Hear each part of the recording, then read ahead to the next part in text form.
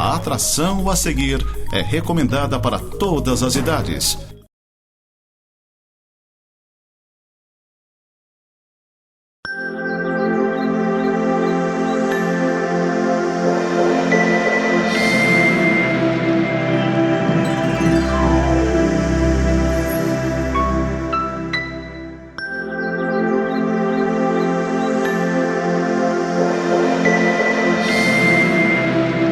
Queridos, bem-vindos mais uma vez ao nosso programa Semeando para a Vida Eterna. Somos gratos a Deus por mais essa oportunidade que Ele nos dá de trazer a Palavra de Deus até a sua casa, até você, e uma oração em favor também de você e da sua família. Nós queremos agradecer aí essa oportunidade que é também patrocinada pelos nossos queridos Fernando Geber, que é odontologista, né? Tem a clínica ali com a doutora Fernanda Geber, que também faz diagnóstico por imagem. O endereço ali está no início do nosso programa e no final. Então nós agradecemos aí aos nossos queridos pelo patrocínio desse programa. Nós vamos orar, pedindo a bênção de Deus para este momento. Oremos. Deus e Pai, te agradeço, ó Pai, porque o Senhor tem nos abençoado com a Tua presença, com o Teu amor, com a Tua graça. Peço agora, Deus, que o Senhor esteja nos abençoando na Tua palavra, Deus, que ela seja bênção para quem ouvi-la, que o Senhor esteja abençoando, ó Deus, os lares alcançados pelo Teu Evangelho, ó Pai. Em nome de Jesus nós te pedimos e te agradecemos. Amém. Queridos, nós estamos então numa série de mensagens aqui sobre esta época tão importante para nós cristãos, que é o Natal, né? Então nós começamos já na outra mensagem falando sobre Jesus como a luz do mundo, né? E Ele joga a luz sobre as nossas obras e Ele faz esse convite para que nós repensemos, façamos uma avaliação sobre aquilo que nós estamos vivendo, como nós estamos fazendo, procurando, né, o reconhecimento ou a graça, reconhecer também a graça de Deus na nossa vida, né? Então Jesus faz esse convite e faz essa exortação diante de uma conversa que ele tem com uma figura muito importante que vai procurá-lo durante a noite, Nicodemos, né? Na época de Jesus, ele era o principal da sinagoga e nós temos aqui uma sequência, então, dessa conversa, né? Não exatamente dessa conversa, mas Nicodemos aparece novamente mais à frente. Parece que a conversa de Jesus surtiu efeito com Nicodemos, né? Ele evoca a lei perante os religiosos ali, né? Sobre os judeus, com uma questão com Jesus.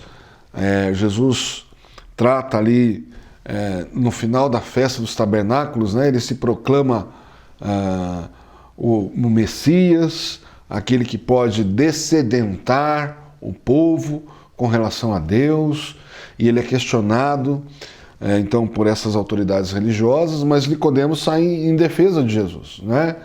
E aí ele encontra também ali uma resistência dentro dos próprios judeus. Parece que Nicodemos foi iluminado por essa luz, né? Então ele toma uma posição diferente ali, pergunta se não é razoável que a lei seja cumprida de uma forma mais honesta diante dos questionamentos, e ele até sofre um tipo de uma repreensão, fala assim: você também vem da Galileia para estar defendendo um galileu? Não é, Nicodemos? Então, ali termina então a festa dos tabernáculos e Jesus sai para orar de madrugada, né? Ele sai para orar de madrugada e ele enfrenta ali uma situação, né? A gente vai ler o texto aqui depois da situação, né? As autoridades religiosas tentam pegar Jesus, tentam fazer uma pegadinha com Jesus, logo pela manhã ele está ensinando as pessoas, né? Ele tinha ido de madrugada para orar e as pessoas se assentaram para aprender dele. E ele, enquanto está ensinando, essas autoridades chegam com uma mulher e eles fazem um questionamento para Jesus, dizendo: essa mulher foi pega em adultério, e o que o Senhor diz? Porque a lei manda apedrejá-la, né? E eles fizeram isso para uma armadilha para Jesus ali.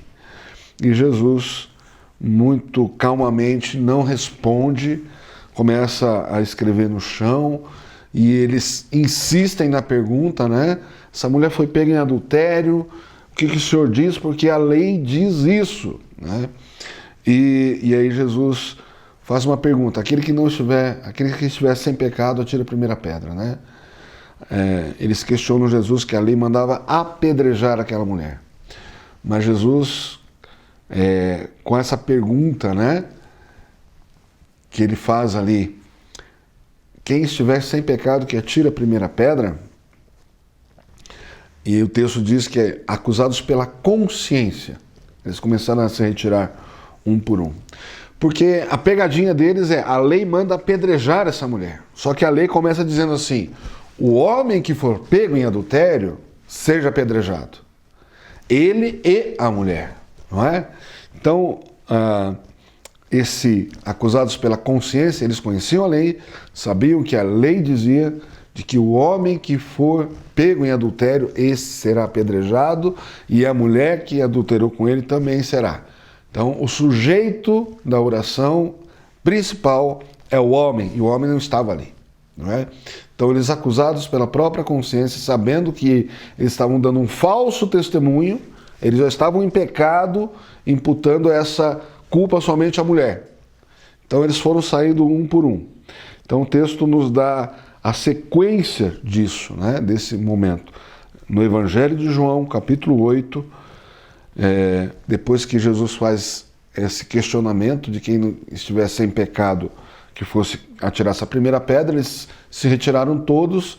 Quando Jesus olha, não tem ninguém em volta, a não ser a mulher acusada, e Jesus não disse que ela não fez, ele disse assim: cadê os teus acusadores? E ela disse que não ficou ninguém. Então ele diz: nem eu te condeno, mas vai, não peques mais, né? E o texto em sequência, no capítulo 8 do Evangelho de João, do versículo 12 até o versículo 20, vai falar sobre a questão, novamente, Jesus se identificando como o cumprimento de uma grande profecia, a luz que veio ao mundo. Versículo 12 em diante do Evangelho de João, no capítulo 8, diz assim: de novo lhes falava Jesus, dizendo: eu sou a luz do mundo. Quem me segue não andará nas trevas, pelo contrário, terá a luz da vida. Então lhe objetaram os fariseus: tu dás testemunho de ti mesmo, logo o teu testemunho não é verdadeiro. Respondeu Jesus e disse-lhes: posto que eu testifico de mim mesmo, o meu testemunho é verdadeiro, porque sei de onde vim e para onde vou. Mas vós não sabeis de onde venho, nem para onde vou. Vós julgais segundo a carne, eu a ninguém julgo. Se eu julgo, o meu juízo é verdadeiro, porque não sou eu só, porém eu e aquele que me enviou. Também na vossa lei está escrito que o testemunho de duas pessoas é verdadeiro.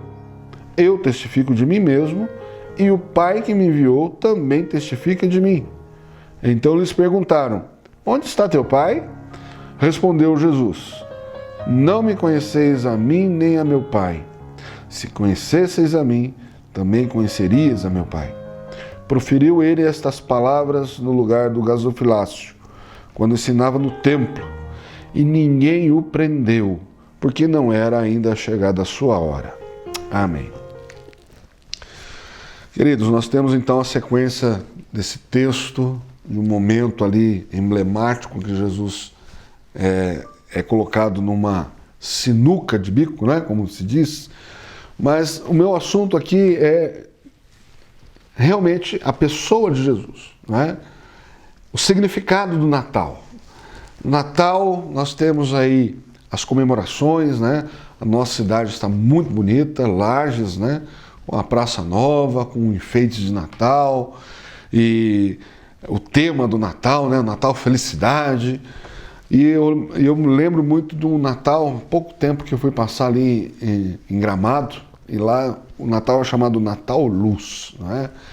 Mas ali o turismo é muito valorizado, eles vivem em função disso, é a maior época do ano para eles, né?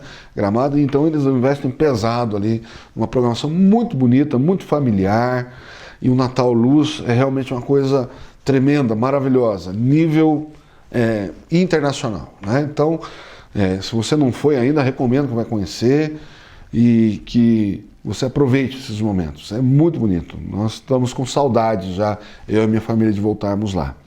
Mas no nosso Natal aqui também tem uma similaridade na questão das comemorações, das luzes, né? da alegria, dessa mensagem de luz, de alegria.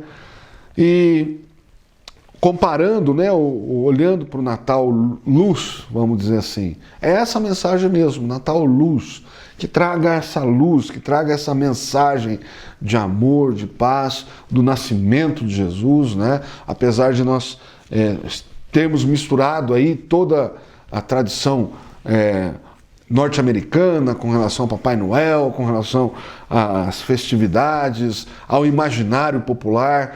Tudo isso não tem problema nenhum, é saudável, né? Nós queremos que as crianças realmente sintam esse clima de amor, de paz, de boa vontade entre os homens, mas a nossa mensagem que nós trazemos aqui, desse verdadeiro Natal, luz, a luz do mundo que é Jesus. O evangelista João traz no seu primeiro capítulo, né, dizendo que Jesus é a luz do mundo. Lá no primeiro capítulo, no capítulo 1, versículos 4 e 5, falando sobre Jesus, ele diz: a vida estava nele e a vida era a luz dos homens. A luz resplandece nas trevas e as trevas não prevaleceram contra ela. Essa luz que nós estamos pregando, convidando você a seguir, a olhar para ela. No texto da conversa de Jesus com Nicodemos, no capítulo 3, Jesus traz uma palavra dura para Nicodemos, né? Ele diz que os homens amaram mais as trevas do que a luz. E olhando para o texto, a gente vê que Nicodemos é uma pessoa importante ali naquele momento, e ele vai à noite procurar Jesus, com o abrigo das trevas, né? E ele diz: sabemos que as obras que você faz são de Deus, são de Deus. E aí Jesus, nessa mensagem, está dizendo: se você sabe que são de Deus, por que é que você não quer que os outros vejam que você reconhece que é de Deus? Parece que essa mensagem chegou ao coração de Nicodemos.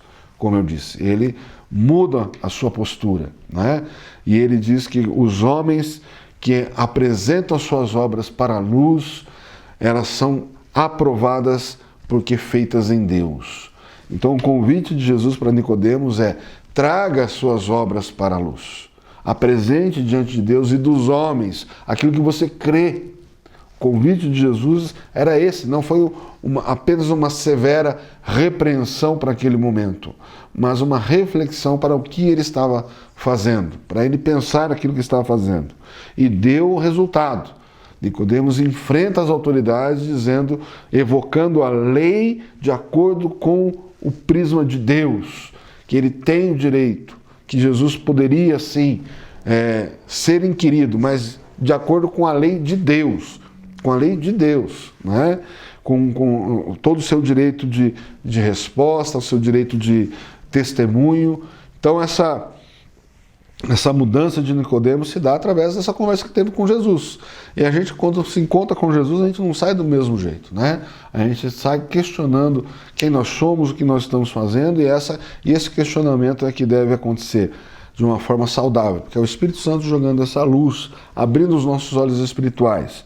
Então, nesse primeiro momento, ele diz aqui no versículo 12, né, do capítulo 8, dizendo: eu sou a luz do mundo, quem me segue não andará nas trevas, pelo contrário, terá a luz da vida.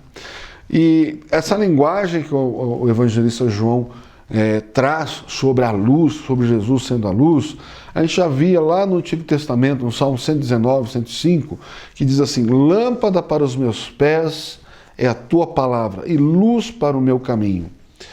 Então esse comparação, esse comparativo que João traz, dizendo que Jesus é a luz do mundo, ele está trazendo exatamente a mensagem da palavra de Deus, que a palavra de Deus é essa luz que ilumina o caminho, essa luz que nos dá o conhecimento das coisas, não somente intelectual, mas da vontade de Deus em si, em glorificar o seu nome, não é? As nossas atitudes, as nossas obras sendo colocadas diante do parâmetro da palavra de Deus, elas são para glorificar a Deus, para exaltar esse nome. E ele diz: quando nós seguimos essa luz, nós não andamos nas trevas. Muitas vezes nós estamos vivendo uma vida que estamos fazendo coisas que não traz um significado para as nossas vidas. Às vezes a gente está vivendo o nosso dia a dia e começamos a entrar numa roda viva e começamos a questionar: a minha vida não evolui, não vai para frente, tudo que eu faço é a mesma coisa, todos os dias são a mesma coisa, eu caio numa rotina, não tenho para onde ir, porque nós não glorificamos a Deus, não conhecemos a Deus, não percebemos o amor de Deus, a vontade de Deus, a graça de Deus no ordinário, no dia a dia, nas mínimas coisas que nós fazemos. O nosso coração não se alegra porque nós julgamos que são as nossas obras e não são obras feitas em Deus.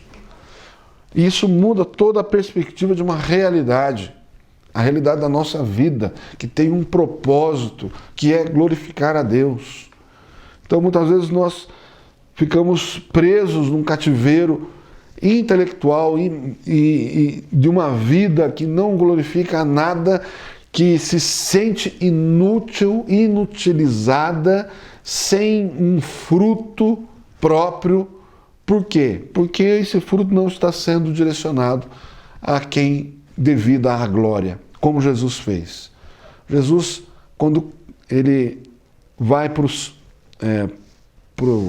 para a cruz, na oração que ele faz no capítulo 17 de João, ele diz: a minha obra está completa. Ele tem um significado de vida, ele sabe que tudo aquilo que ele viveu tem um sentido. Não somente termina a sua vida com a sua morte, mas tudo aquilo que ele viveu fez sentido, teve um sentido. A sua missão de vida foi completada, apesar da sua pouca idade, 33 anos. Apesar de parecer que fracassou com os seus discípulos, não ficou ninguém ali, a não ser João, na sua crucificação.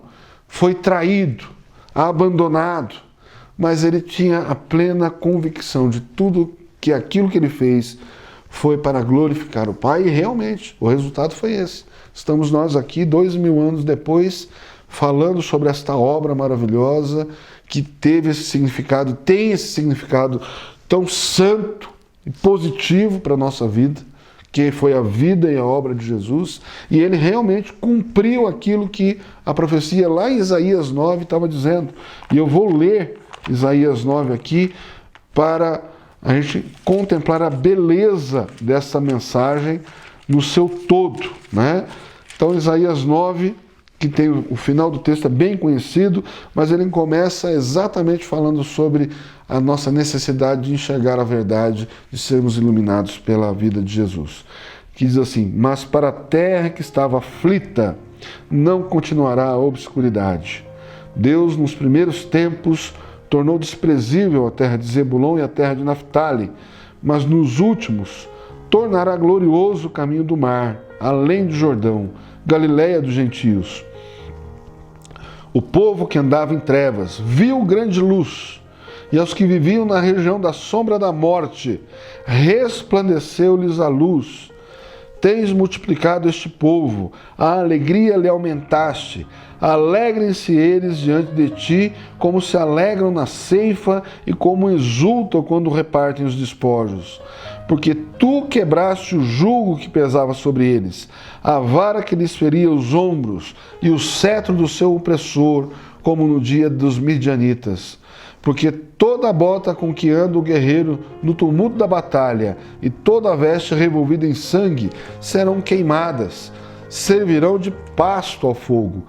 Porque um menino nos nasceu, um filho se nos deu, o governo está sobre os seus ombros, e o seu nome será Maravilhoso Conselheiro, Deus Forte, Pai da Eternidade, Príncipe da Paz, para que se aumente o seu governo e venha a paz sem fim sobre o trono de Davi e sobre o seu reino, para o estabelecer e o firmar diante do juízo e a justiça, desde agora e para sempre.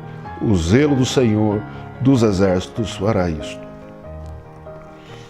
Queridos, então essa mensagem nós queremos trazer para você que quando se refere a Jesus, ele é esse prometido na palavra, nessa profecia, o maravilhoso conselheiro, o Deus forte, o Pai da eternidade, o Príncipe da paz, que é essa luz que veio para este povo, esse nosso Deus revelado para a alegria das nações, para a alegria de todo aquele que vê essa luz refulgente. E ele joga essa luz para todo mundo. Infelizmente, os homens amaram mais as trevas do que a luz. Mas a todo aquele que amou essa luz, ele faz renascer. Todo aquele que se chega para essa luz tem as suas obras reveladas. E ele nos convida a sermos seus servos, seus seguidores, e ele diz que quando nós fazemos isso, nós passamos a brilhar.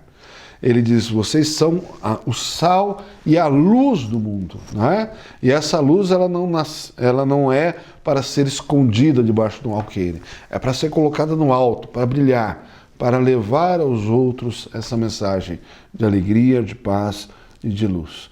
É isso que nós desejamos nesse Natal, que você busque essa luz de Deus, a luz que é Jesus, que ele transforma a nossa realidade, transforma a nossa vida sem propósito, para a glorificação de Deus. E quando nós chegamos a esse conhecimento, a nossa vida se torna uma vida iluminada, uma vida que glorifica a Deus, que transforma o nosso meio onde nós vivemos, trazendo a paz do Senhor, trazendo a graça de Deus e a alegria de servir. Em nome de Jesus, desejo boas festas para você, para sua família, que essa mensagem chegue e te traga alegria. E faço um convite especial. Dia 22, nós teremos o nosso culto de Natal ali na Igreja Presbiteriana, na Avenida Coronel Fausto de Souza, 353, às 7 horas da noite, com uma cantata do nosso coral. Você é o nosso convidado e que Deus abençoe a sua vida e que você seja muito feliz e possa servir a Deus, em nome de Jesus. Amém.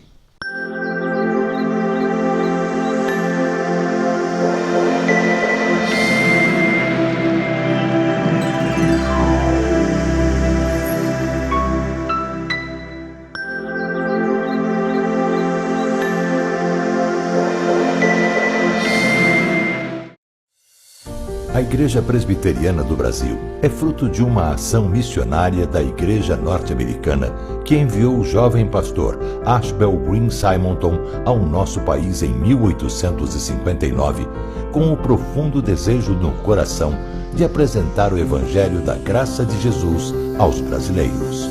Ao longo desses 160 anos de história, o ideal missionário tem se tornado realidade.